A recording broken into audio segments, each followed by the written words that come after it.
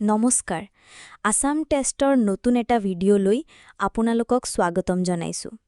আজি আমি আসামৰ বিভিন্ন প্ৰতিযোগিতামূলক পৰীক্ষাৰ বাবে কিছুমান অতি দৰকাৰী সাধাৰণ বিজ্ঞানৰ প্ৰশ্ন আলোচনা কৰিম। আহকচোন প্ৰথম প্ৰশ্নটো চাই লওঁ। প্ৰশ্ন নম্বৰ 1, পৰ্যাবৃত্ত তালিকাত কোনটো মৌল আটাইতকৈ লঘু? অপশ্যনসমূহ হৈছে A hydrogen, B helium, C oxygen, D carbon. এই প্ৰশ্নটোৰ শুদ্ধ উত্তৰটো হৈছে অপশ্যন এ হাইড্ৰজেন। মনত ৰাখিব, হাইড্ৰজেনৰ পাৰমাণৱিক সংখ্যা হৈছে 1। ইয়াৰ নিউক্লিয়াছত মাত্ৰ এটা প্ৰটন থাকে, যিটোৱে ইয়াক পৰ্যাবৃত্ত তালিকাৰ সকলোতকৈ সৌম্য আৰু লঘু মৌল কৰি তুলিছে। এতিয়া আহিছোঁ 2 নম্বৰ প্ৰশ্নটোলৈ। পৰ্যাবৃত্ত উপাদানৰ আটাইতকৈ কঠোৰ প্ৰাকৃতিকভাৱে উৎপন্ন হোৱা উপাদান কোনটো? অপশ্যনসমূহ হৈছে এ লো মানে iron, B thorium, C rhodium, D uranium. ইয়াৰ শুদ্ধ উত্তৰটো হৈছে অপশ্যন ডি ইউৰেনিয়াম। ইউৰেনিয়াম হ'ল প্ৰাকৃতিত পোৱা আটাইতকৈ কঠোৰ মৌল। ইয়াৰ পাৰমাণৱিক সংখ্যা হৈছে 92। ইয়াতকৈ কঠোৰ মৌলবোৰ যেনে প্লুটনিয়াম মানুহে কৃত্ৰিমভাৱে তৈয়াৰী কৰে, কিন্তু প্ৰাকৃতিত সহজে পোৱা নাযায়। আমাৰে 3 নম্বৰ প্ৰশ্নটো হ'ল এলকেনৰ আটাইতকৈ সহজ ৰূপটো কোনটো? অপশ্যনসমূহ হৈছে A propane, B butane, C methane, D decane. এই প্ৰশ্নটোৰ শুদ্ধ উত্তৰটো হৈছে অপশ্যন চি মিথেন। মিথেন বা CH4 হৈছে সকলোতকৈ সৰল এলকেন, কাৰণ ইয়াত মাত্ৰ এটা কাৰ্বন আটম আৰু 4টা হাইড্ৰজেন আটম থাকে। প্ৰাকৃতিক গেছৰ মুখ্য উপাদানো মিথেন। এতিয়া আহক 4 নম্বৰ প্ৰশ্নটোলৈ। চাইকেল কোনে আৱিষ্কাৰ কৰিছিল? অপশ্যনসমূহ হৈছে এ বেঞ্জামিন ফ্ৰেংকলিন, বি জন ডানলপ, চি আলেছান্দ্ৰো ভল্টা, ডি কে মেকমিলান। এই প্ৰশ্নটোৰ শুদ্ধ উত্তৰটো হৈছে অপশ্যন ডি কে মেকমিলান। স্কটলেণ্ডৰ কাৰ্কপেট্ৰিক মেকমিলানক প্ৰথম পেডাল চলিত চাইকেল আৱিষ্কাৰ কৰা বুলি ধৰা হয়। তেওঁ 1829 চনত এই আৱিষ্কাৰ কৰিছিল। আমাৰে 5 নম্বৰ প্ৰশ্নটো হ'ল ৰেডিঅ' কোনে আৱিষ্কাৰ কৰিছিল? অপশ্যনসমূহ হৈছে A Alexander Graham Bell, B JL Baird, C G Marconi, D Benjamin Franklin. এই প্ৰশ্নটোৰ শুদ্ধ উত্তৰটো হৈছে অপশ্যন চি জি মাৰ্কনি।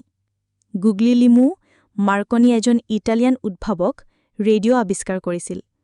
তেওঁক বেটাৰ সংকেতৰ বাবে ফাদাৰ অৱ ৱায়াৰলেছ বুলিও জনা যায়। আহকচোন 6 নম্বৰ প্ৰশ্নটো চাওঁ। ডাইনেমাইট কোনে উদ্ভাৱন কৰিছিল? অপশ্যনসমূহ হৈছে A Alfred Nobel, B Isaac Newton, C Einstein, D ওপৰৰ কোনোটোৱেই নহয়। ইয়াৰ শুদ্ধ উত্তৰটো হৈছে অপশ্যন এ আলফ্ৰেড নোবেল। ছুইডেনৰ বৈজ্ঞানিক আলফ্ৰেড নোবেলে ডাইনেমাইট উদ্ভাৱন কৰিছিল। তেওঁৰো নামতে পিছত নোবেল বঁটা প্ৰদান কৰাৰ পৰম্পৰা আৰম্ভ হৈছিল।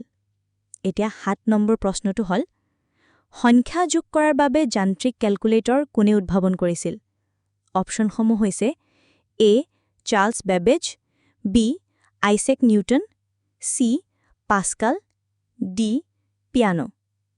এই প্ৰশ্নটোৰ শুদ্ধ উত্তৰটো হৈছে option C Pascal. Blaise Pascal এজন ফ্ৰেঞ্চ গণিতজ্ঞই 1642 চনত প্ৰথম যান্ত্ৰিক কেলকুলেটৰ উদ্ভাৱন কৰিছিল, যিক পাস্কালিন বুলি জনা যায়। 8 নম্বৰ প্ৰশ্নটোলৈ আহিছোঁ। ইলেক্ট্ৰিক বেটাৰী কোনে উদ্ভাৱন কৰিছিল? অপশ্যনসমূহ হৈছে এ এণ্ড্ৰে মাৰী আম্পেৰ, বি জৰ্জ ওম, চি আলেছান্দ্ৰো ভল্টা, ডি মাইকেল ফাৰাডে। ইয়াৰ শুদ্ধ উত্তৰটো হৈছে অপশ্যন চি আলেছান্দ্ৰো ভল্টা। ইটালিয়ান বৈজ্ঞানিক আলেছান্দ্ৰো ভল্টাই 1800 চনত প্ৰথম ইলেক্ট্ৰিক বেটাৰী বা ভল্টেইক পাইল উদ্ভাৱন কৰিছিল। তেওঁৰো নামতে ভল্ট এককটোৰ নামকৰণ কৰা হৈছে। এতিয়া আহক 9 নম্বৰ প্ৰশ্নটো। পেনিচিলিন কোনে আৱিষ্কাৰ কৰিছিল? অপশ্যনসমূহ হৈছে A Alexander Fleming, B Louis Pasteur, C Dreser, D Edward Jenner. এই প্ৰশ্নটোৰ শুদ্ধ উত্তৰটো হৈছে অপশ্যন এ আলেকজেণ্ডাৰ ফ্লেমিং। 1928 চনত বৈজ্ঞানিক ছাৰ আলেকজেণ্ডাৰ ফ্লেমিঙে পেনিচিলিন আৱিষ্কাৰ কৰিছিল। এয়ে আছিল পৃথিৱীৰ প্ৰথম এণ্টিবায়টিক, যিক আজিও বহুত বেমাৰৰ বাবে ব্যৱহাৰ কৰা হয়। আজিৰ ভিডিঅ'ৰ শেষৰ প্ৰশ্নটো হ'ল, স্মল পক্স বা বৰ আইৰ বেমাৰৰ প্ৰতিষেধক কোনে উদ্ভাৱন কৰিছিল?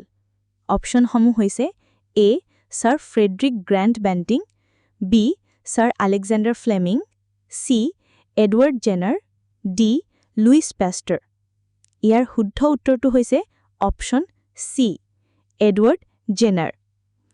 এডৱাৰ্ড জেনাৰ এজন ইংলিছ চিকিৎসকে স্মল পক্স বা বৰ আইৰ বেমাৰৰ প্ৰতিষেধক উদ্ভাৱন কৰিছিল। তেওঁক ফাদাৰ অৱ ইমিউনলজি বুলিও জনা যায়। আশা কৰোঁ আপোনালোকে প্ৰশ্নোত্তৰখিনি ভালদৰে বুজি পাইছে। এনেধৰণৰ আৰু বহু চিলেবাছ বেছড মক টেষ্টৰ বাবে আমাৰ অফিচিয়েল ৱেবছাইট assamtest.com-ত যাব নাপাহৰিব। ধন্যবাদ।